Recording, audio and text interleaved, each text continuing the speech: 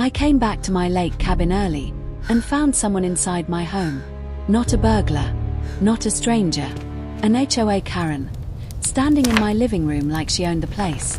She told me I was violating HOA rules that didn't even apply to my cabin.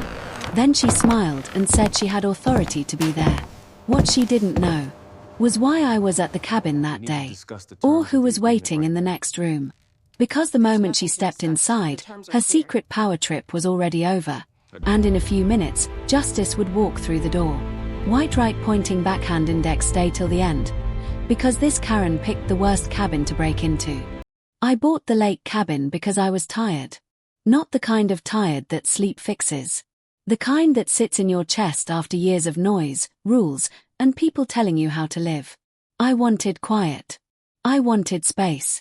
I wanted something that was mine. The cabin sat at the far edge of a long, narrow lake. Tall trees.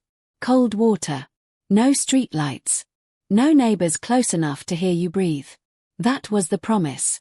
When I signed the papers, the realtor said something that stuck with me. This place is outside the HOA boundaries, she said. Completely independent. That sentence mattered more than the view. I had lived under an HOA before. I knew what that meant. Letters taped to doors. Threats over grass length. Meetings where the loudest person always won. I was done with that life. So when I unlocked the cabin for the first time, I stood in the doorway longer than I needed to. The air smelled like pine and old wood. The floor creaked when I stepped in. The windows looked straight out over the water. It wasn't fancy, but it was peaceful. The first few weeks were perfect. Mornings on the dock with coffee. Evenings with a fire going. No one telling me where to park. No one measuring anything. Then came the notes. The first one was taped to my front door. Plain white paper. No envelope. Please contact the HOA regarding compliance concerns. No name. No phone number. Just those words. I laughed when I read it. Actually laughed out loud. There was no HOA here. That was the whole point. I crumpled it up and tossed it in the trash. The second note came 2 days later. Same paper. Same handwriting. This property is expected to follow community standards. That one annoyed me. I checked my paperwork again. Every map. Every boundary line. My cabin was outside. Cleanly. Clearly. So I ignored that one too. That's when I first saw her. I was unloading groceries when a silver SUV pulled up and stopped behind my truck. A woman stepped out. Late 40s. Neat hair. Sunglasses pushed up on her head. Clipboard in her hand. She smiled like she already knew me. "Hi," she said. "I'm Karen. I'm with the HOA." I felt my shoulders tense immediately. "I'm not part of the HOA," I said. She nodded slowly, like I'd said something cute. "Oh, we know," she replied. "But you're adjacent." That word. Adjacent. It was the first time I realized this wasn't going to be simple. She walked around my cabin while talking. Pointing at things. The dock. The fire pit. The small shed I used for tools. "We've had some concerns," she said. "Visual harmony. Safety standards." I didn't raise my voice. I didn't argue. "I don't fall under your authority," I said. "I checked." She stopped walking and looked at me. Really looked at me. "That's not how it works around here," she said. There it was. Not a threat. Not yet. But a statement. A claim. I told her she was trespassing. Politely. Firmly. She smiled again. That same calm smile. "We'll be in touch," she said, then walked back to her SUV. I watched her drive away and told myself that was the end of it. It wasn't. Over the next month, she showed up 3 more times. Sometimes with papers. Sometimes just to observe. Once, she took pictures of my dock without asking. Another time, she mentioned fines. Not real ones. But implied ones. I kept my responses short. I kept my tone calm. But something about her bothered me. She didn't act like someone doing a job. She acted like someone enjoying it. Like this wasn't about rules. It was about control. Then the notices started arriving by mail.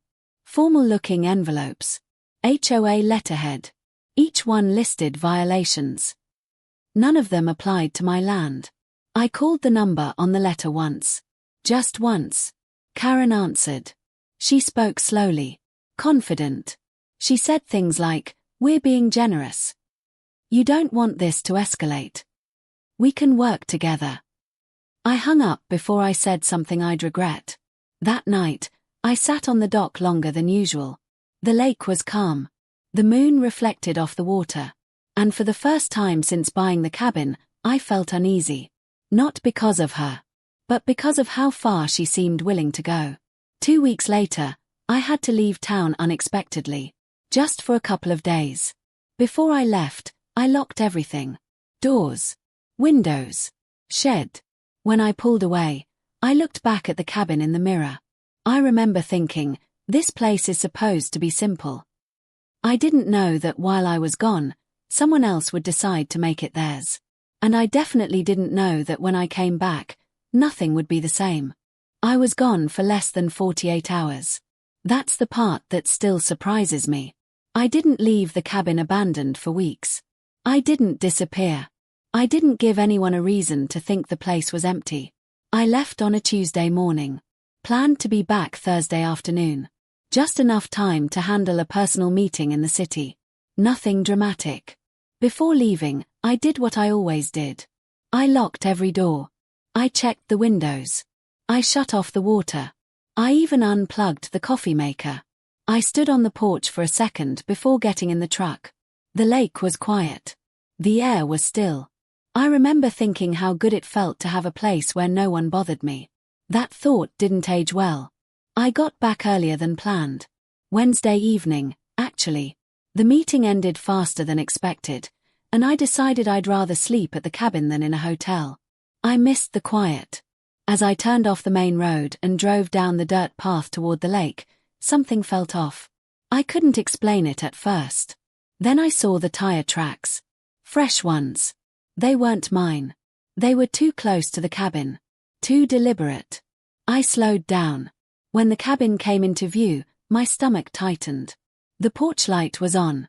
I never leave it on when I'm gone. I parked slowly and sat there for a moment with the engine running. Listening. Watching. Everything looked normal at a glance. No broken windows. No forced doors. But that light. I stepped out of the truck and walked up to the porch. That's when I saw the footprints. Muddy. Clear. Leading up to my front door. My hand went to my pocket where my phone was. I didn't call anyone. Not yet. I unlocked the door. The lock felt wrong. Not broken. Just scratched. Like someone had tried it more than once. Inside, the cabin smelled different. Not bad. Just disturbed. Like air that had been moved around. The first thing I noticed was the table. The papers I'd left stacked neatly were spread out. Not tossed. Not messy. Just examined. Someone had gone through them. My chest tightened. I walked room to room slowly. Bedroom. Bathroom. Kitchen. Nothing stolen. Nothing damaged. But things were not where I left them. The drawer in the kitchen was open. The one with the spare keys. My heart started beating faster. The keys were still there. But they were turned the wrong way. I knew then. Someone had been inside my home. And they hadn't rushed. They'd taken their time. That's when I heard a sound. Footsteps. Not outside. Inside. Coming from the living room. I turned slowly. And there she was. Karen. Standing near the window. Clipboard in hand. Taking pictures. For a second, neither of us spoke. She looked shocked. Then annoyed. Then, composed. "Oh," she said. "You're back early." Like she was the one who belonged there. I asked her one question. "How did you get inside my cabin?" She didn't answer right away. She looked around, then back at me. "We had concerns," she said. "And you weren't responding." I felt heat rise in my chest. "You broke into my home," I said. She sighed, like I was being difficult. This is not a break-in, she replied. This is HOA enforcement. I told her again. Slowly. Clearly. There is no HOA authority here. She stepped closer. Close enough that I could smell her perfume. You're adjacent, she said again. And adjacency comes with expectations. That word again. Expectations. I told her to leave. She didn't. Instead, she pointed at my dock. That structure violates safety guidelines, she said. And this fireplace. Get out, I said. My voice was calm.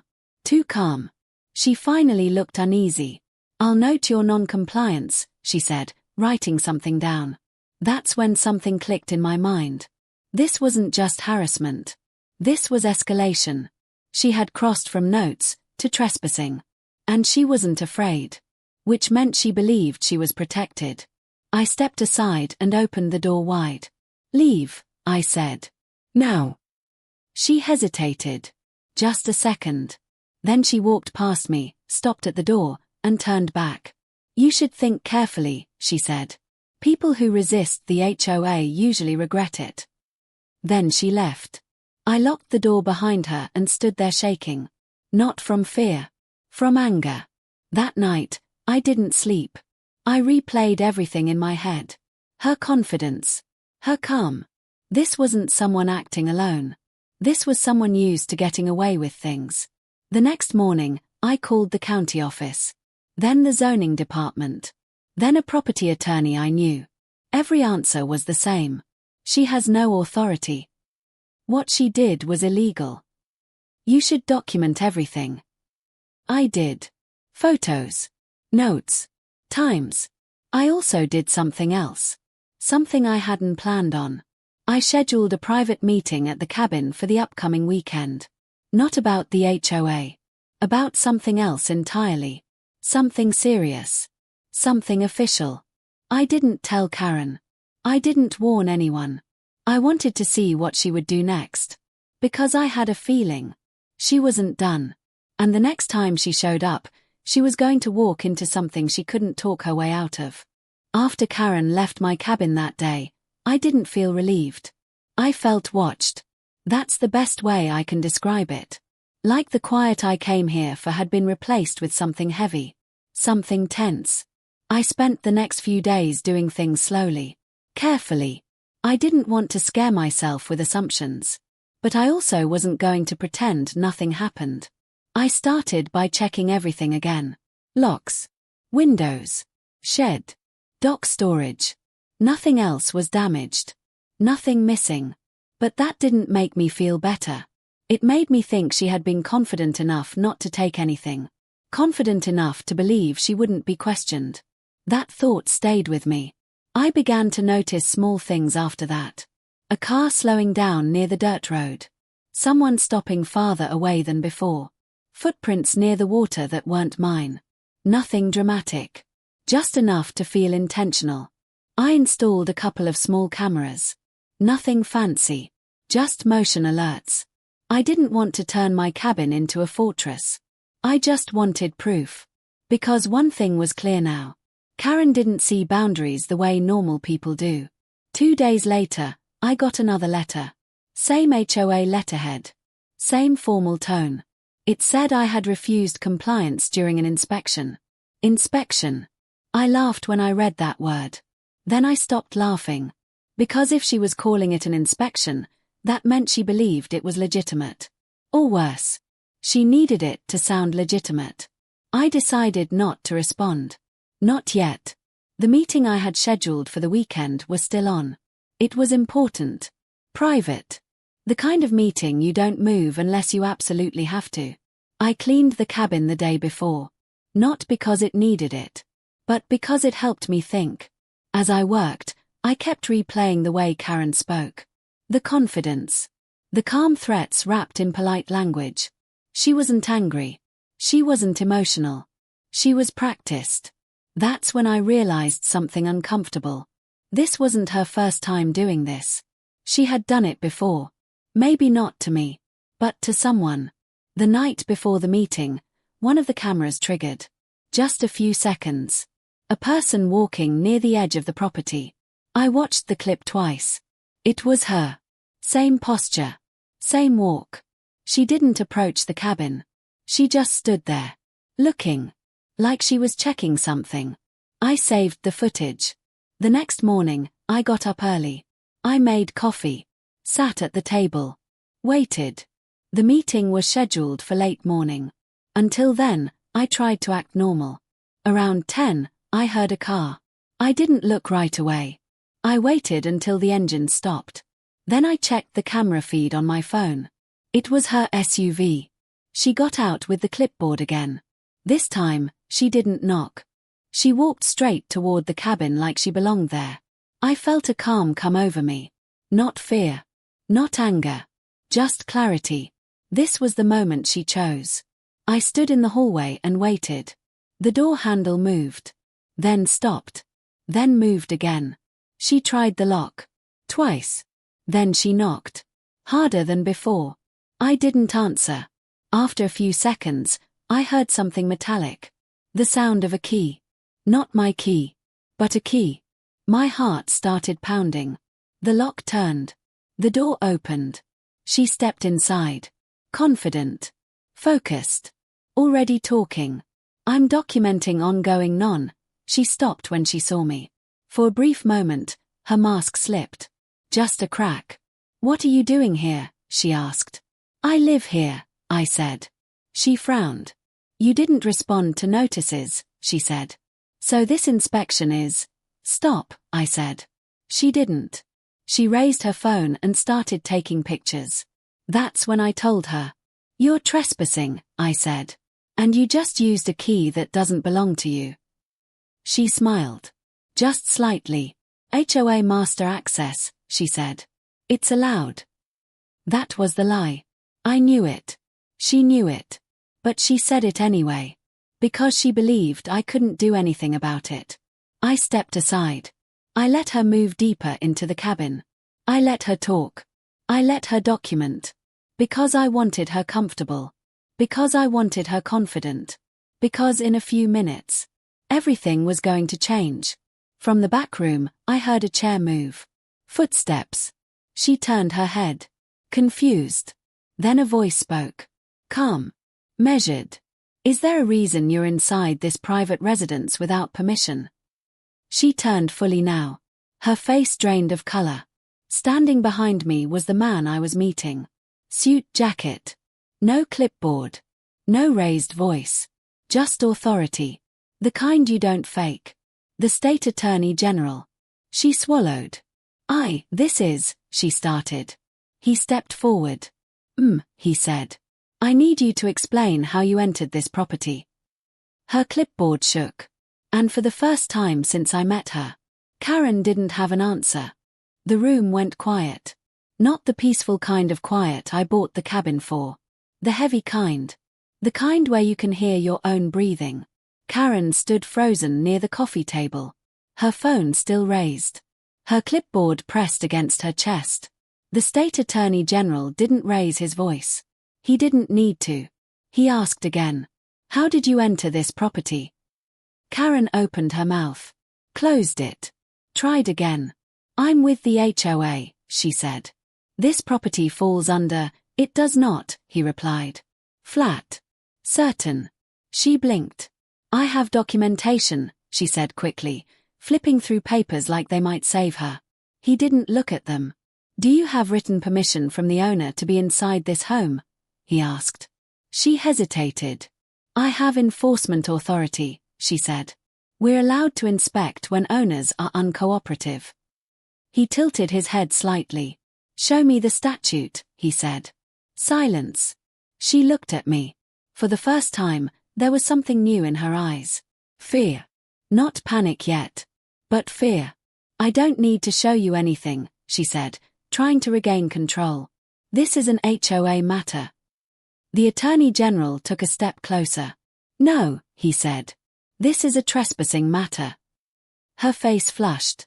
This is harassment, she snapped. I'm being threatened. I almost laughed. He didn't. He said calmly. You entered a private residence using a key that does not belong to you. That is not enforcement. That is illegal entry. She tried to interrupt. He raised one finger. Let me finish. She stopped. Now, he continued, I'm going to ask you one more time. How did you obtain access to this property? Her shoulders sagged. I have a master key, she said quietly. My stomach dropped. From where? He asked. She didn't answer. From where? He repeated. She looked down. From the previous HOA office, she said. For emergencies. The Attorney General nodded slowly. And who authorized its use today?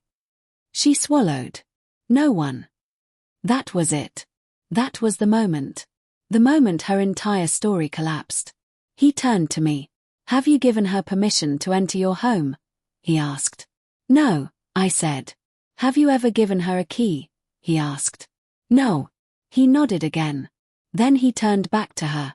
You need to leave, he said. Now. She looked stunned. I haven't finished my inspection, she said weakly.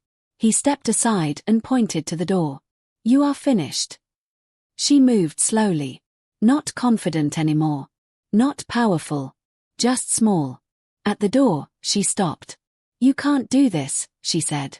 You're interfering with HOA governance. He looked at her. I am the Attorney General of this state, he said.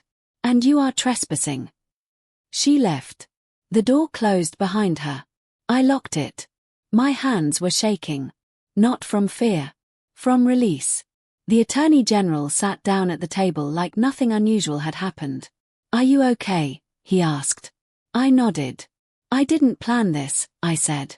I didn't plan that. He smiled slightly.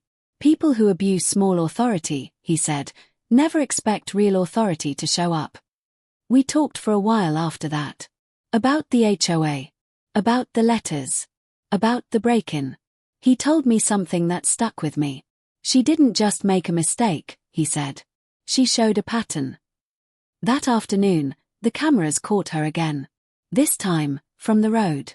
She sat in her SUV for a long time. Not moving. Then she drove away. I thought it was over. I was wrong. Because people like Karen don't give up easily. And when their power slips, they lash out. I woke up the next morning feeling lighter. For the first time since buying the cabin, I didn't feel tense. The air felt different. The quiet felt real again. I honestly believed that was the end of it. Karen had been confronted. Exposed. Removed from my property by someone she couldn't intimidate. People like that usually disappear when the mask falls. But Karen didn't disappear. She changed tactics. 2 days later, my phone started buzzing. Unknown number. I didn't answer. A voicemail followed. Her voice. Calm. Careful. This is Karen from the HOA. There seems to have been a misunderstanding. We need to resolve this professionally. I deleted it. An hour later, an email arrived. Then another. Then another. All polite. All worded like official notices. But something had shifted. The confidence was gone. Now she sounded defensive. She claimed the entry was authorized under emergency guidelines. She said she felt threatened by the presence of an aggressive male guest. She accused me of staging the encounter. That last part made my hands shake. Not with fear. With disbelief. She was trying to rewrite what happened. I forwarded everything to the Attorney General's office. He called me that evening. She's panicking, he said. And panicked people make bad decisions. He was right. 3 days later, a sheriff's deputy knocked on my door. Not aggressively. Not urgently. Just doing his job. He explained that a complaint had been filed. Claimed harassment. Claimed intimidation. Claimed unsafe behavior. I told him everything. I showed him the footage. The entry. The key. The photos. He watched silently. Then nodded. She shouldn't have been here, he said. I'll note that. The complaint went nowhere. But Karen wasn't done. Next came the neighborhood whispering. People I barely knew suddenly avoided eye contact. Others watched from a distance. One neighbor finally approached me at the dock. She's telling people you threatened her, he said quietly. That one hurt. Not because it was true, but because lies travel fast. I wanted to confront her. I didn't. Instead, I documented every call, every email, every rumor. And then something unexpected happened. The HOA board called a meeting. An emergency one. Not about me. About her. I wasn't invited. But I didn't need to be. Because 2 days later, Karen showed up again. This time, she didn't come onto my property. She stood at the edge of it. Arms crossed. Jaw tight. I need to speak with you, she said. I stayed where I was. Say it from there, I replied. She took a breath. They're questioning my role, she said. You caused this. I laughed. I couldn't help it. No, I said. You caused this when you broke into my home. Her eyes burned. You think you won, she said. You haven't. I looked at her calmly. I already did, I said. You just don't know it yet. She stormed off. That night, I got an email. From the HOA. Not from Karen. It stated that her authority had been suspended pending investigation. I sat at the table and read it twice. Suspended. Not removed yet. But close. The next morning, I woke to the sound of birds. No cars. No notes. Just quiet. But deep down, I knew something. This wasn't over. Because Karen still had one thing left. Her pride. And people like her will burn everything down before they admit they were wrong. After the suspension notice, the air felt lighter. The tension lifted slightly, but I didn't celebrate. I'd learned the hard way that people like Karen don't just stop because authority tells them to. For the next week, I stayed alert. I checked the cameras daily. I documented every email, every voicemail, every attempt at manipulation. Then I found it. The missing piece. The evidence that would leave no doubt. It was an email thread from months ago. From Karen to the HOA board. She had written about my property, claiming I was deliberately avoiding compliance. That I was threatening community standards. That I was refusing to cooperate. But buried deeper was the admission she didn't expect anyone to see. She wrote, I entered the cabin without the owner's permission. I had no legal authorization, but I needed to document the property myself. I used the master key from the previous HOA office. This will make them comply. I couldn't believe my eyes at first. There it was. Her own words, typed and sent to her superiors. Her illegal entry, her trespassing, her power trip, all confessed. I printed it. Saved a copy digitally. Then I called the Attorney General's office immediately. When he reviewed the email, he didn't say much. Just, this is exactly what we needed. I finally felt some real relief. Not just from Karen, but from the knowledge that justice would be served. The next day, a formal notice arrived. Karen was permanently removed from all HOA positions. Her ability to influence anything in the neighborhood ended. But what made me feel satisfied wasn't the removal. It was the fact that she had overplayed her hand so badly that her own words and actions exposed her completely. She tried to manipulate, intimidate, and bully. She trespassed and tried to rewrite reality. And every single move backfired. I replayed the moment again in my mind. The day she came into the cabin. Confident. Smiling.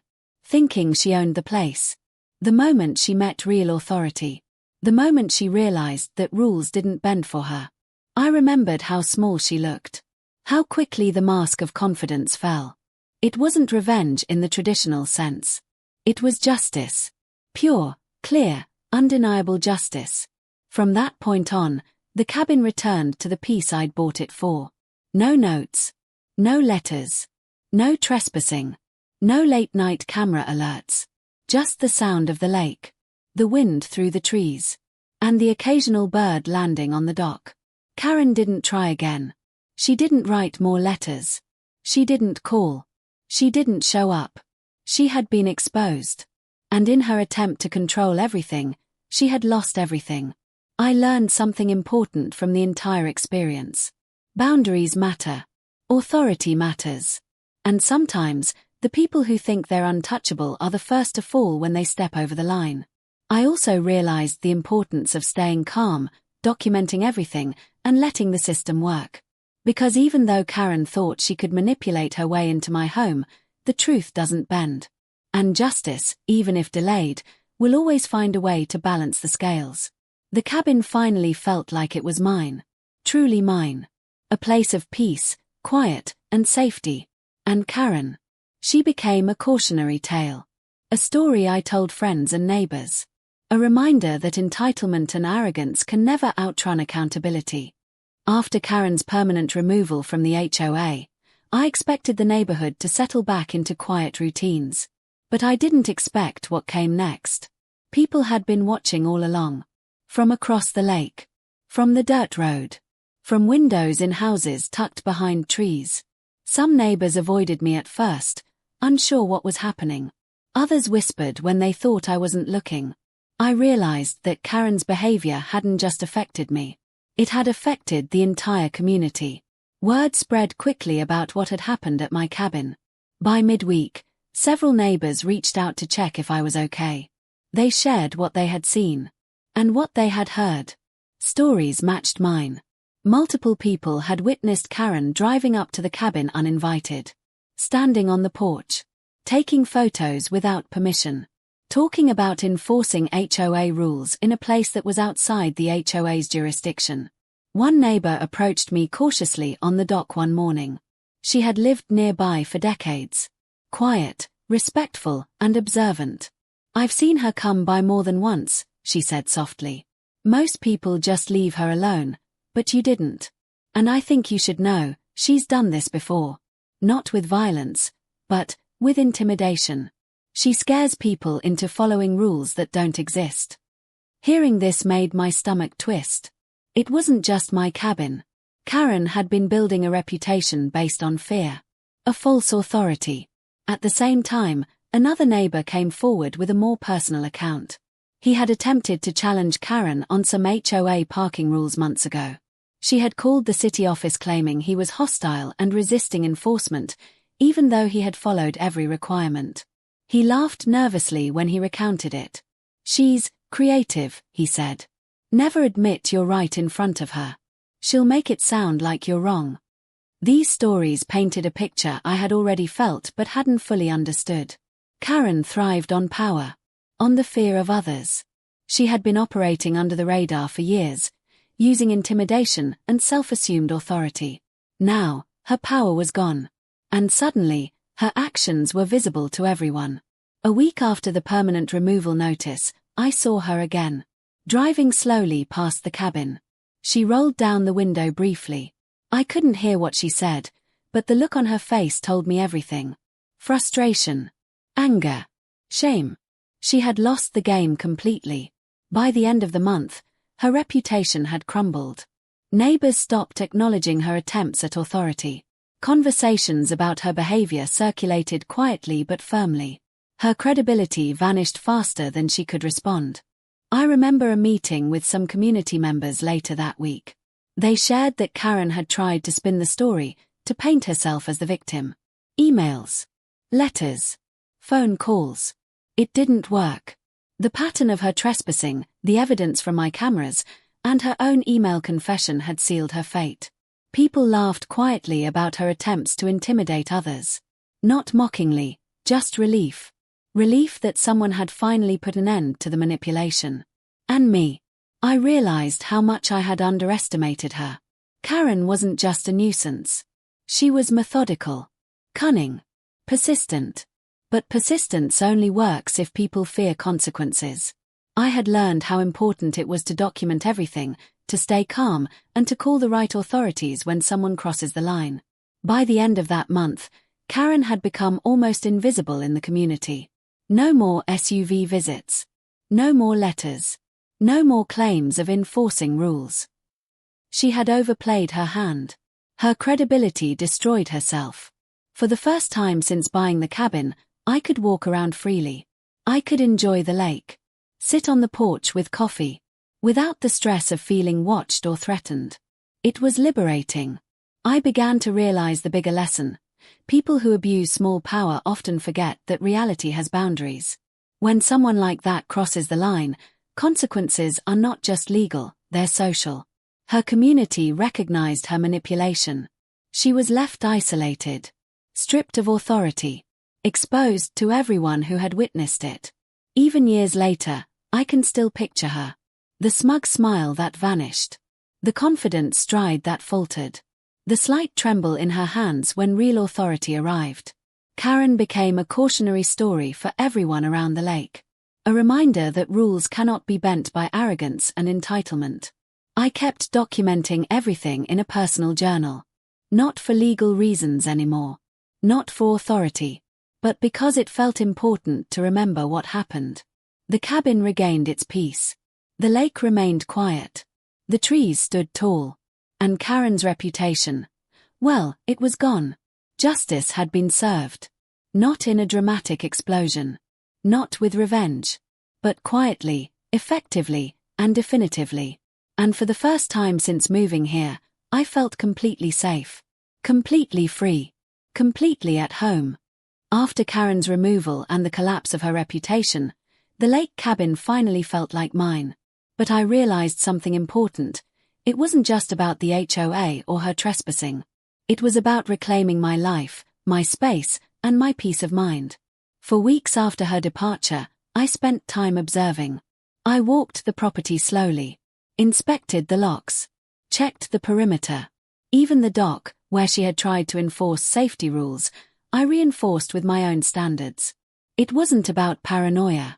It was about certainty. Knowing that no one could cross the line again without consequences. I also reviewed my documentation. The emails, the footage, the letters, and notes, all organized. Each piece told a clear story of her manipulation and trespassing. I realized this effort wasn't just about Karen.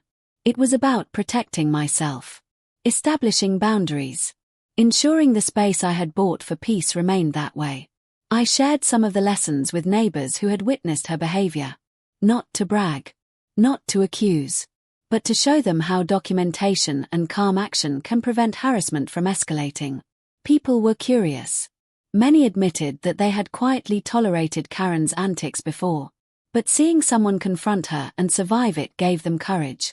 It sparked conversations about personal boundaries, property rights, and the importance of staying composed under pressure. I also started to make small upgrades to the cabin. Not flashy. Not extravagant. Just improvements that reinforce privacy and security. Better locks. Motion sensor lights. Secure storage for keys. Each upgrade reminded me that taking action, even quietly, restores control. Over time, the fear that had followed me during Karen's first visits dissipated. It was replaced by calm confidence. The kind that comes from knowing you've done everything right. And I realized that the most satisfying part wasn't legal action. It wasn't cameras or authority figures. It was the fact that Karen could no longer dictate my life. She could no longer intimidate me or my neighbors. Her presence was powerless. Life at the lake cabin returned to what I had hoped for when I first bought it. Mornings with coffee on the dock. Evenings by the fireplace. The sound of the water lapping at the shore. The wind rustling through the trees. The peace I had envisioned was real. And I earned it. I reflected on the experience often. Karen had been clever and persistent. Her tactics were intimidating. But they were transparent if you paid attention. Documentation mattered. Calm action mattered. Trusting real authority mattered. I also realized that confrontation doesn't have to be dramatic. It doesn't have to be loud. It just needs to be precise, factual, and consistent. In the weeks and months after her removal, the lake became a sanctuary. I stopped noticing the occasional passing cars or neighbors walking by. The cabin felt safe. It felt mine. Even when someone new visited, I felt confident in my boundaries. I knew exactly where the line was. And anyone crossing it would face consequences. This experience also gave me perspective. People like Karen exist everywhere. They thrive on control, fear, and manipulation. But power only works as long as it goes unchallenged. When confronted properly, Systematically, and calmly, it collapses. The cabin became more than a property. It became a symbol. A symbol of boundaries, resilience, and justice.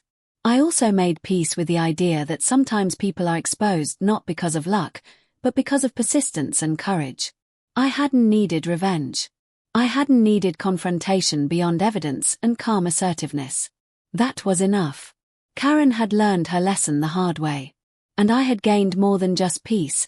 I gained confidence in protecting myself and my property. Looking back, I wouldn't change a single decision. Even the moments of fear, the moments of doubt, they were all part of the process.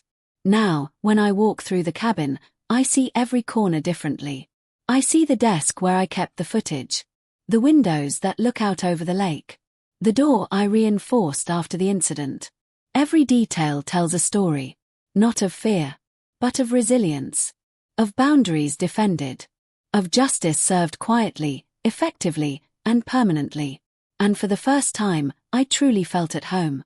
After Karen's removal and my reclaiming the cabin, life settled into a calm routine. But what surprised me most wasn't just the peace at my property. It was the ripple effect her exposure had on the neighborhood. People had been watching Karen's behavior for years. Some quietly complained. Others tolerated it, afraid of retaliation. But my situation changed everything. Neighbors started talking openly. Not gossiping in a mean way, but discussing boundaries, rights, and expectations clearly. I remember one neighbor approaching me while I was on the dock. He had lived nearby for over 20 years. "You handled that so calmly," he said. "I don't think anyone else would have had the patience or foresight." I shrugged. "It wasn't luck," I said. "Documentation, calm action, knowing when to involve authority, it all matters." Others shared their experiences with Karen. Stories of small intimidation, notes left on doors, unsolicited inspections. Each story added clarity. Each story showed a pattern. The HOA board members also had to adjust. They realized the mistake of empowering someone like her without checks. Rules were reviewed. Policies clarified. Procedures reinforced to prevent future abuse of authority. I noticed a subtle change in behavior from Karen's remaining supporters. They stopped defending her blindly. Instead, conversations shifted to accountability and fairness. Even those who had once feared her influence started speaking up, sharing concerns openly, setting boundaries, reporting issues with confidence. I realized that one person standing firm, backed by evidence and proper authority, could shift an entire community culture. The ripple effect extended beyond the HOA. It influenced how neighbors interacted with each other. More respect. More patience. More trust that fairness would prevail. I also observed Karen from afar. Her reputation, once inflated by fear, had deflated completely. She attempted to maintain appearances, but people no longer took her seriously. Her threats and claims were met with skepticism. Her emails and notes went unanswered. It was remarkable to see how quickly her influence dissolved once the truth came out. I began sharing lessons with neighbors who asked. Not as a lecture, but as guidance. Document everything. Stay calm under pressure. Understand boundaries and enforce them consistently. Use real authority when needed. People listened. Some implemented small changes to their own properties. Some challenged petty rules that had gone unchecked. The neighborhood slowly became stronger, more aware, and more resilient. Karen's downfall wasn't just personal. It reshaped the community dynamic for the better. I often reflect on the experience and think about what would have happened if I hadn't acted. If I hadn't documented, if I hadn't stayed calm, if I hadn't involved proper authority. Karen might still be walking around, controlling spaces that weren't hers. Spreading fear quietly. Instead, her attempt at a power trip became a cautionary tale. A lesson for the HOA and the neighborhood. No one is above the law. No one is above accountability. The ripple effect reached far beyond the cabin. It influenced how neighbors respected boundaries, how they addressed issues, how they interacted with authority, even how they observed unusual behavior. And for me, it reinforced the most important lesson. Courage, combined with preparation and evidence, can change more than just your own life, it can change an entire community. Life returned to calm. The lake remained quiet. The mornings with coffee on the dock regained their full peace. And the story of Karen. It became a quiet legend. A reminder that entitlement and arrogance can never outlast truth and justice. Months had passed since Karen's permanent removal from the HOA and the collapse of her power trip. By now, the lake cabin had fully returned to its original purpose: peace. Not just the absence of noise, but the absence of fear. The absence of intrusion. The absence of someone trying to control my life. I walked through the cabin one morning, sipping coffee, and reflected on everything that had happened. The first thing I realized was how much I had underestimated her. Karen wasn't just an annoying neighbor. She was methodical, persistent, confident in her own self-assumed authority. She believed that the rules applied only when she said they did. She thought she could manipulate people into submission. And for a while, I admit, she might have succeeded if I hadn't acted carefully. Documentation had been crucial. Every photo, every note, every email, every voicemail had mattered. It wasn't about being paranoid. It was about protecting myself, my property, and my peace. The second realization was about calmness. In every encounter with Karen, I stayed calm. Even when my heart raced. Even when I wanted to shout. Even when I wanted to storm out. Calmness gave me clarity. Calmness allowed me to observe. Calmness let me plan my next steps carefully. I didn't need revenge. I didn't need confrontation beyond evidence and proper authority. Justice would be served on its own if I stayed consistent and factual. The third realization was about authority. Karen thought she had it. But real authority came in the form of law. Evidence. The state attorney general. When that authority arrived, everything fell apart for her. It reminded me that people who abuse small power don't expect to meet real authority. And when they do, it exposes everything. Fourth, I realized the ripple effect. Karen's exposure didn't just affect her. It affected the neighborhood. It affected other people who had been quietly intimidated. It reshaped the community. People were more aware of their rights. More willing to speak up. More respectful of boundaries. I realized that standing up for myself had helped more than just me. It helped neighbors see that manipulation and intimidation don't last when confronted correctly.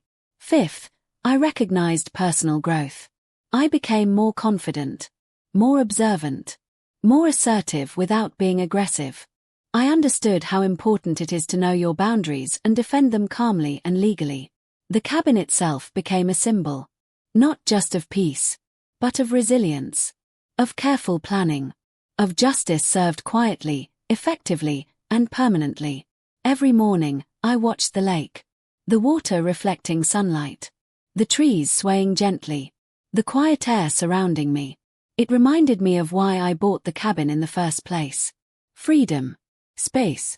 Truly being able to breathe without someone else trying to control you. Even when I see Karen occasionally driving past the lake, she keeps her distance now. No letters. No trespassing. No threats. Her confidence is gone. Her influence is gone. And that's satisfying. I often tell the story to close friends, neighbors, or family. Not to brag. Not to boast. But to share lessons learned. Lessons about boundaries. About calmness. About documenting everything. About trusting real authority. Most importantly, lessons about patience. Justice doesn't need to be loud or vengeful. It needs to be consistent, deliberate, and backed by facts. Karen thought she could control everything. She thought she could intimidate anyone. She thought she could manipulate rules to her advantage. She was wrong. And I learned that the quiet victories, the careful, thoughtful ones, are the most powerful. Now, every morning, I walk to the dock. Sip my coffee. Watch the sun rise over the water. No letters.